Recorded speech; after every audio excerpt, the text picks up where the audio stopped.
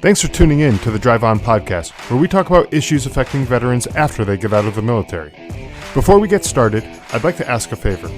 If you haven't done so already, please rate and review the show on Apple Podcasts. If you've already done that, thank you. These ratings help the show get discovered so it can reach a wider audience. And while you're there, click the subscribe button so that you get notified of new episodes as soon as they come out. If you don't use Apple Podcasts, you can visit driveonpodcast.com/subscribe to find other ways of subscribing, including our email list. I'm your host, Scott DeLuzio, and now, let's get on with the show. Hey everybody, thanks for tuning in to the Drive On podcast. Today, my guests are Natalie Gross and Andrea Scott.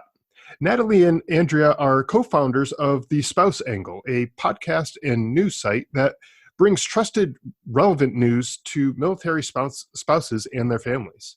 So, Natalie and Andrea, welcome to the show. Why don't you tell us a little about yourselves and your background? Natalie, let's maybe start with you. Sure. Thanks so much, Scott, for having us.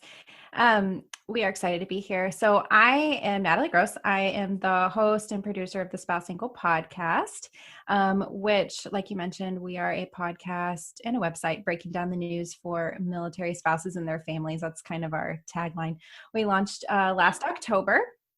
And me personally, I'm a military kid. My dad was in the Army for 20 years, so moved around a lot as an Army brat. And I'm kind of taking these experiences as an Army brat, then turned journalist, and bringing that into the Spouse Angle as well. Andrea and I met at Military Times when I was working there for 2 years, and I'm now a freelance journalist covering mostly the military, but also education as well. Awesome. Andrea, how about you? Yeah, thanks so much for having us here today, Scott. My family is also a military family. I like to joke, and Natalie hates my joke, but that I'm the loser of my family. My family is all Air Force and Navy pilots, and I am a journalist that sits behind a desk a lot of times, and no one in my family can understand how I know how to read and write, and I don't understand how they all know how to fly airplanes. But my father was an A-10 pilot in the Air Force when I was young, and both my younger brothers right now are Air Force pilots flying the B-52 and the F-35. Very proud of them, and kind of grew up with that military spirit, but it wasn't necessarily my calling. So my background's journalism. Like I said, reading and writing is what I'm good at. And I ended up at Military Times as editor of Marine Corps Times. That's where I met Natalie. I'm still there. But I think both Natalie and I were inspired by our military spouse mothers and the perseverance and strength that they had. And just being in the military space, seeing that there hasn't been an authoritative news site for military spouses to give them resources, to give them, broader community other than just a Facebook page or something. So we really wanted to bring this as a service to our military spouses to give them the support that they deserve. Yeah, absolutely. And it's actually kind of interesting. My story is a little bit just the opposite of yours, where my parents did not serve in the military at all, and then my brother and I both decided to join the military, and so their confusion was a little bit backwards. Why are you doing this, and why aren't you following in our footsteps, and that type of stuff. But so interesting to hear everyone's backgrounds and where people came from and how you get involved with this type of stuff. So, talking about the spouse angle, what was the inspiration behind that? I know you talked a little bit about your families and seeing how how they live the military spouse life, but what was the inspiration to actually start this as a resource for military spouses? Well, I'll start with that. I had an idea when I was in grad school. Natalie and I both actually got our master's degree from Georgetown in the same program at different times. She kind of inspired me to go to that program. But I took an entrepreneurship class specifically for media. And for our final project, we had to come up with an idea. And I was thinking, I know nothing about business. I'm going to fail this class. But I started looking at the statistics, at least in our military time newsroom, and seeing that a lot of the readership was male heavy. With the military, there's a lot of male readership, and seeing that it was like 75% male. and just thinking as far as like a media outlet that there's not really something that's serving that female service member or the spouse demographic. And so I pitched that as my project. I was the only one in the class to get an A, not to brag, but I'm very proud of that. You should be. Yeah, it was it was years later when Natalie, she can explain, but she was transitioning from working full-time to working full-time from home or taking a break with her first child, that we realized, you know, she wanted to do a military spouse podcast and I wanted to do a military spouse brand, that we thought they would go hand in hand together. Awesome. Yeah. So I'll just add on to that. I had the inspiration to start a podcast, and I knew that I wanted to have it military related and reach the spouse community. And I didn't quite decide on like the journalism niche of that until I was talking to my military spouse friends. Like, what would you want to see? What is missing out there? And a lot of them were saying, well, you know, as far as news goes, we're kind of reliant on our service member, on our spouse, to tell us what's going on as far as like the latest military policy changes or different laws that would affect them. And that information wasn't always getting communicated to them at home. So they'd be like sifting through Facebook, trying to piece together like what actually applies to them, what doesn't. And so as I was hearing that, we kind of, Andrea and I talked, you know, we kind of saw this information gap that we thought that a podcast could fill. You can listen to it on the go. Military spouses are, you know, always busy, it seems. And so that's kind of why we decided on the podcast format to start with. And then we also have a website where we have other different news and things like that. But so that's kind of was the inspiration, was let's kind of fill this information gap and help military spouses stay connected to the changes in policy and different things in the news cycle that affect them, and kind of clear out the clutter. Yeah. Yeah. And, you know, speaking as a, at this point now, a veteran, but someone who was in the shoes of the service member who oftentimes had to relay information to my wife. I didn't always understand all of the information and how it applied to us as a family, or as to her as an individual who may have been, you know, at home while I was deployed and things like that. And quite frankly, you know, when you're in the middle of a deployment and you're training up to go overseas to, you know, to go fight a war, you're not always thinking of, you know, TRICARE benefits or, you know, whatever the things that are being handed to you. You get all this paperwork and all this information thrown at you, and sometimes it's like drinking from a fire hose, where you're just getting so much information and trying to digest it all and make sense of it all is really a hard thing to do. And so having a resource like this available, I think is really valuable to the military spouses who can then go to a resource like yours and try to make sense of it all. You know, they're probably getting overwhelmed as well, you know? So. Yeah. Thanks for saying that. And I will say, even though our core audience and our target audience is really military spouses and family members, we have some service members who listen too and have reached out and be like, thank you. I wanted to understand the certain thing that I'd heard about. And so that's been really cool to see too, that we've been able to be a resource for even active duty service members who are getting this information in other places as well. Yeah, absolutely. One of the things for me that was really hard to understand was after coming back from overseas, you have access to all these new benefits, your post 9/11 GI Bill and all these other benefits that you now have access to, but there's certain criteria and certain conditions and certain things have to be met. And when you go through this whole matrix of things, it's like, does this stuff even still apply to me? I don't even know anymore. And it's just so much. And sometimes you just shut down and you don't want to try to figure this stuff out anymore. But if you have a resource available that can spell it out for you and make it a little bit easier to break it down and understand, I mean, it just sounds like it's a great thing to have. So. Yeah.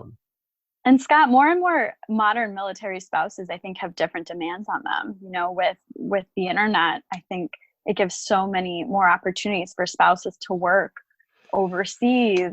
Here in the U.S., they're working more than ever before. We have more military male spouses than ever before. There's a different focus. It's not as much on base community life as it used to be. And so seeing that change, I think the modern military spouse has different needs, and we're hoping to find them where they're at and find them on their phone, find them in their car through the podcast, like Natalie said, and, give them the resources where they are right now. Yeah, and one of your episodes that I was listening to the other day was even talking about one of these changes that within the last, I don't know, not even decade, five or so years,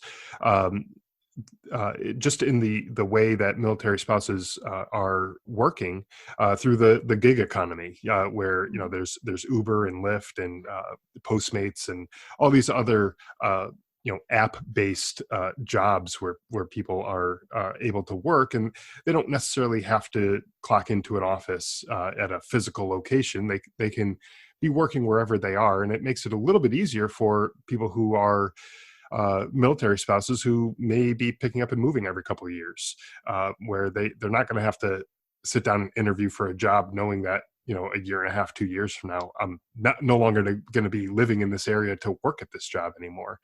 So there's definite changes that are happening, that are going around, even things just like the economy. There's all sorts of changes, and making information available to these military spouses to make life easier, for them is a super valuable resource. Now, the Spouse Angle isn't just a podcast. I know we've talked about some of the episodes and everything, but you started adding in relevant news stories to there. So tell me a little bit about that transition, or maybe it's not so much of a transition as it is in addition to the lineup, maybe. What made you want to add the news angle to it, kind of more of a information type thing? What made you want to add that to it? Well, I think it was always a goal, even from back when we started and even first started having these conversations, was to hopefully let the podcast lead into a larger brand and being able to offer even more content for military spouses. And I'll let Andrea kind of talk about that because the website's her baby. Yeah, Natalie had the goal of doing a podcast. I honestly didn't know anything about podcasting when we started this, but Natalie had a little bit of a background, and we've both been learning a lot. It's been really fun. But for me, my goal was to start a military spouse news site. And unfortunately or fortunately, I was furloughed from Military Times the past 3 months. I just started work again on Monday. And so 3 months off of work during COVID, and as the country, as our organization tried to make changes to survive the pandemic, gave me 3 months to sit down and build a website and kind of get this started. So we actually just launched our website a few weeks ago, and we're just getting in the rhythm of the daily and weekly, number of news stories that we want to get up.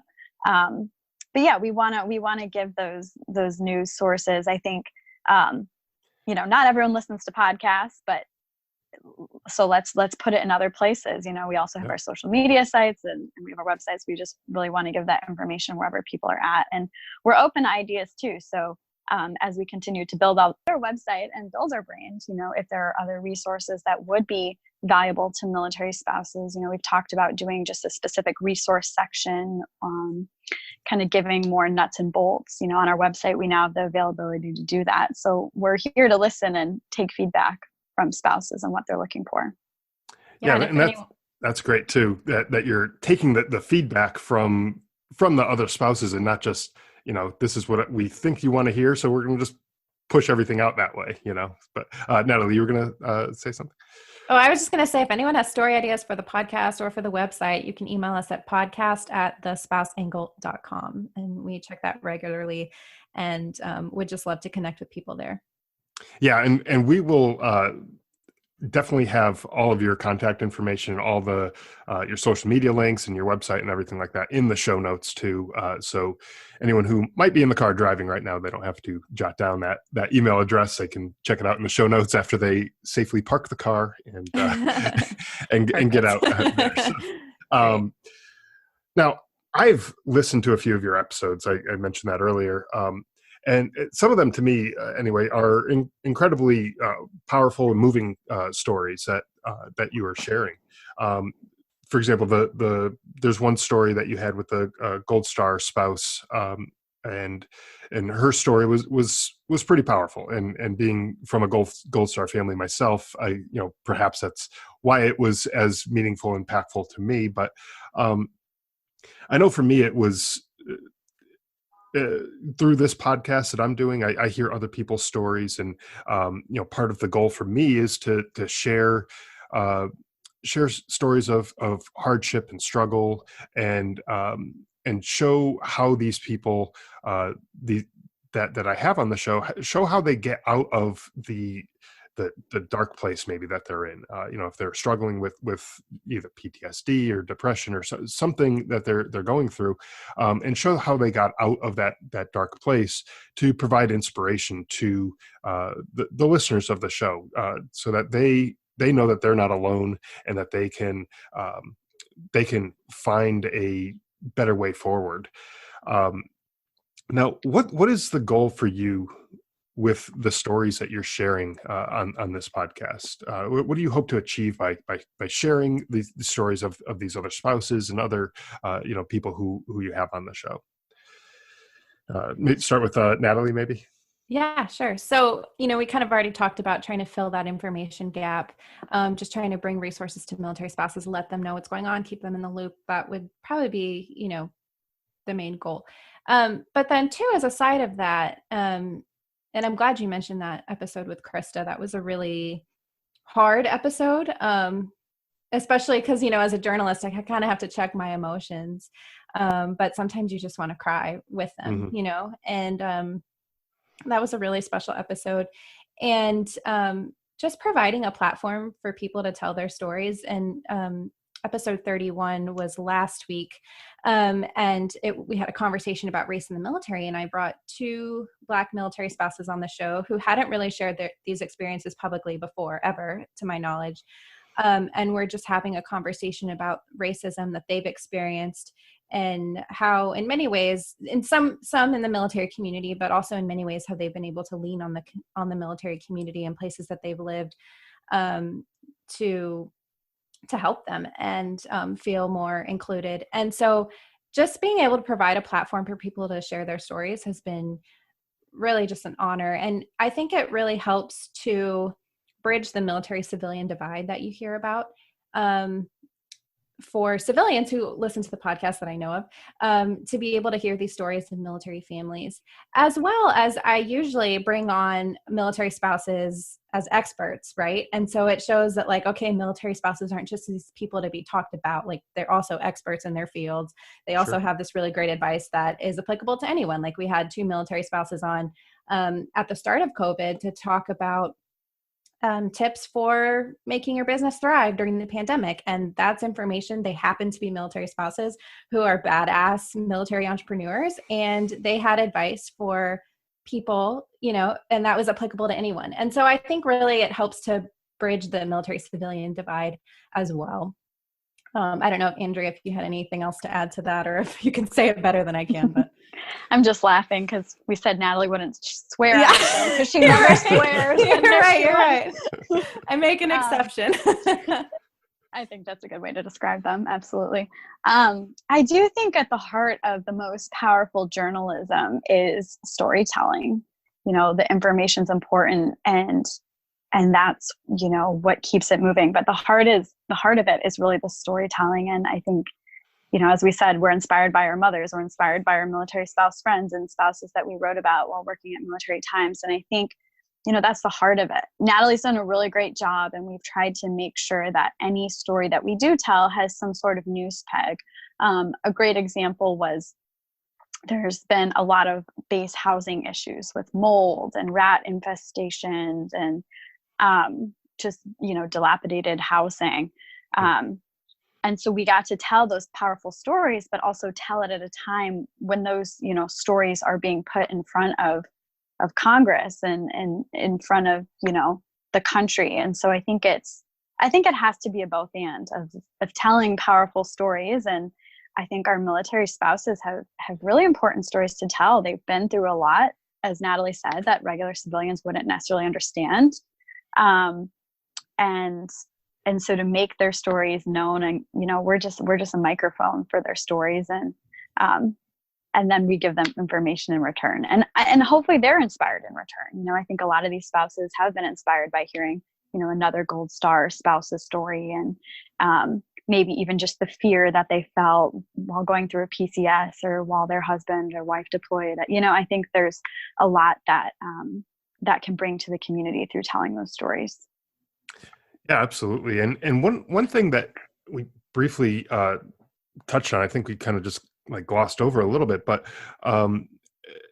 the demographic is changing as well, where traditionally you think military spouse, you think of a female, because traditionally males were the primary service members, but that's definitely changing too. And it's at the point now where men are a growing portion of the military spouse community, and I see that a recent episode that you have here is talking about a military it says military dad, and so you're addressing these changes as well, which I think is great. Talking about these changes and how they affect the actual military military spouses, what the actual makeup is. And sure, there are, plenty of females who are military spouses as well. That hasn't changed. But it's good to see that you're keeping up with what is actually going on, and helping out, get that information out to everybody who's involved in that community. That's really great too. Thank you. Yeah, that was a really fun episode. The one you were just talking about. And he talks about in that episode about how he meets many military husbands, I guess, military spouses, male military spouses who struggle with kind of that idea of not being the breadwinner or not being able to have a successful career, especially he's in Okinawa and he doesn't really have work there. And he says just because of stereotypes, I guess, or the way it's always been, it seems a lot of men struggle with that. But then on the flip side, a lot of men embrace the military life and, don't care that they don't have a career or whatever. And right. just like female military spouses too. But there is some struggle to find their tribe, he said, he tells a story in the podcast, if you've had a chance to listen to it, but he went to a military spouse meeting and it ended up being a book club and they were reading 50 Shades of Grey. And he was like, oh, all right, I'm out. Right. And so he's trying to build sort of this network for male military spouses to maybe have different ways to connect, but in addition to being included in the broader military spouse population. Right. And there's also the military, the dual military family. I think Natalie had a super interesting interview early in the COVID pandemic with, the husband and wife were both in the military. How are they going to find childcare when they were still required to go into work and their entire, city and county was shut down? How do they find childcare during this time? I mean, those are things that are very important that, maybe others wouldn't necessarily think about. And so we're trying to give them the resources and also shed light so maybe someone can hear their story and say, hey, I have a solution, let me step in. And so we do want to be a networker and connector as well.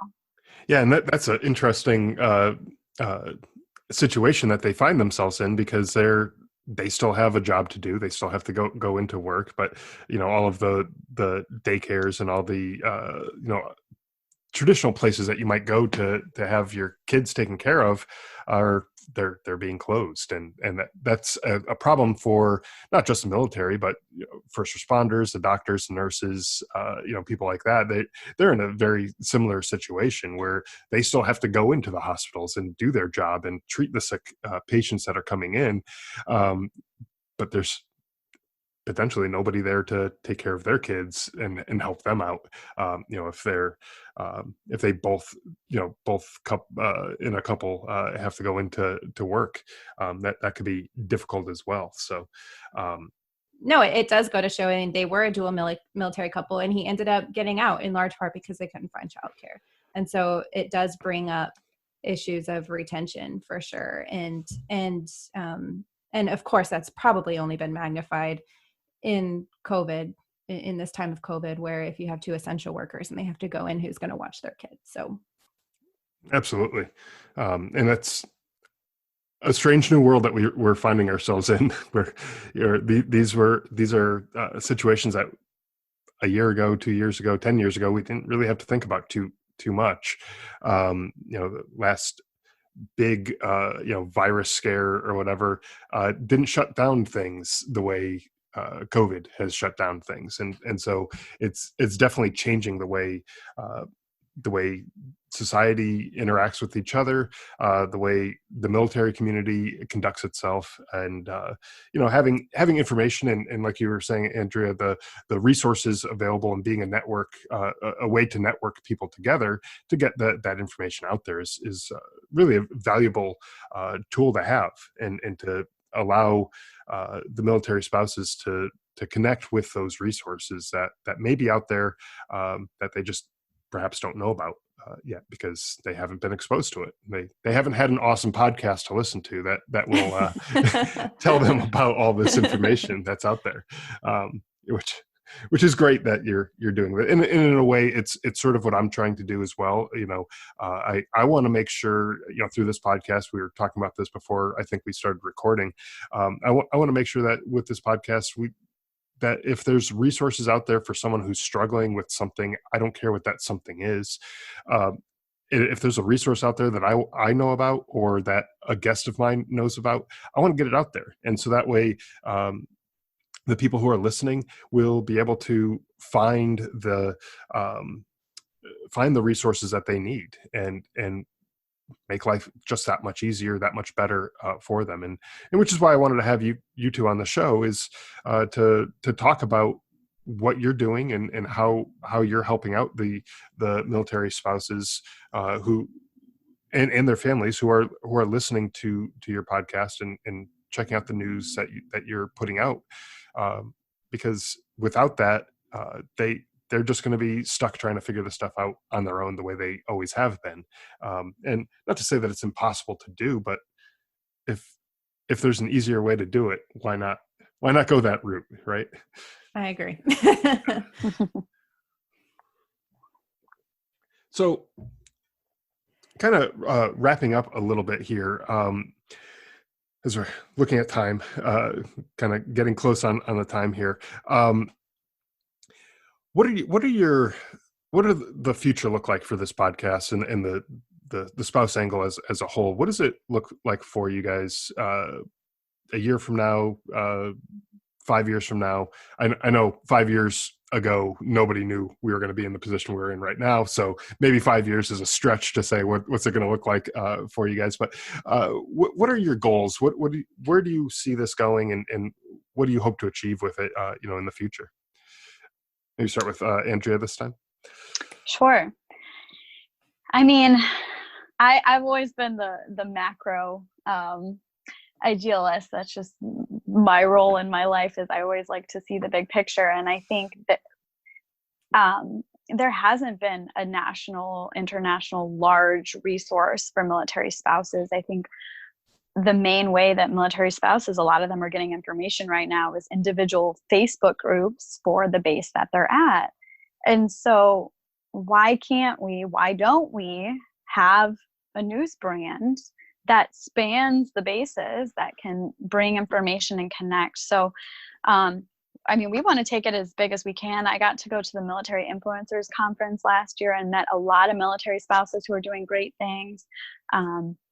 There's, as Natalie said, we did an episode on military spouses who during the pandemic are talking about their small business. That's because they started a military spouse entrepreneur program. So we've been talking to them, and we want to work with more military spouses and, do partnerships, collaborations. Like, what can all of us do together to build a community. So that's not necessarily a specific answer, but we want more content, especially for the website. We just got that up. So we want to have more news content, maybe we can have more writers in the future, just build the resources that are available. But we want to be connected in the larger military spouse community in every way that we can, and, bringing our resource to as many spouses as we can.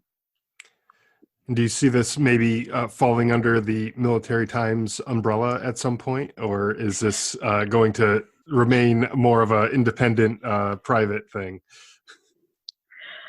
Or am I putting you on the spot? No comment on that at this time. But we do, of course, both value our connection to Military Times. Sure. But yeah, just to add on to what Andrea was saying, right now we're just really focused on growth. We just got our website up. The podcast has been around not even a year yet, and we're seeing really, really great growth, and we're happy about that. I think eventually we just want to be a household name in the military spouse space, so that people, when they hear the Spouse Angle, they know what we are, who we are, and what we offer. Well, that is awesome. And I think with that, it's been a absolute pleasure speaking with both of you about the Spouse Angle and everything that you're doing. Could you tell the listeners again where they can find out more about the Spouse Angle and everything that you're doing? Absolutely. Our website is thespouseangle.com, and you can email us at podcast@thespouseangle.com. We are on Facebook and Instagram at Spouse Angle Podcast, and on Twitter at The Spouse Angle. Unfortunately, Spouse Angle Podcast was too long for Twitter, so we had to switch. Yeah. You can find us. Just Google The Spouse Angle. And the Spouse Angle. If you go to the website, the website has all the social media links on there, right at the top, nice and easy to find. You can subscribe on all the typical places wherever you're listening to this podcast. You could probably find the Spouse Angle as well. So as soon as you're done listening to this episode, go over to the search and type in the Spouse Angle. Subscribe to that, leave a rating, review, all that good stuff. That'll help out the Spouse Angle, get a better reach, and help all the military spouses find the information that they're looking for. So thank you, Natalie and Andrea, for joining me today. It's been a pleasure. Thanks so much for having us. Thanks so much.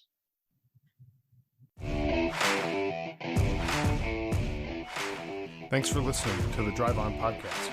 If you want to check out more episodes or learn more about the show, you can visit our website, driveonpodcast.com, or on Facebook, Twitter, and Instagram at Drive On Podcast.